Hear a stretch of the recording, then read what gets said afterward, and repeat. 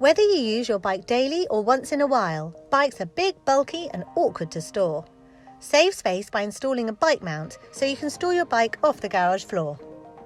If you're unsure which would be the best long-term storage solution for you, just call in a trusted local tradesperson to help you from Checkatrade.com. The least expensive way to store your bike is with a good old-fashioned heavy-duty rubberized hook made to screw into a stud or rafter. Hang bikes with one hook for vertical bicycle storage and two hooks placed a bike width apart for horizontal storage. And if you'd like to fit more than one bike to your new storage system, simply use an Allen key to turn the handlebars to 90 degrees and you'll be able to fit two bikes in the same space.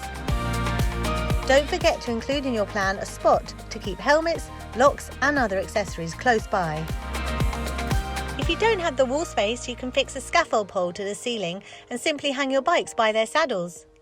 Finally, if you're using your bike daily, you could fix a claw hook to the wall or ceiling, keeping your bike off the floor but readily accessible. All these brilliant bike storage options have been brought to you by Checkatrade, Checkatrade.com.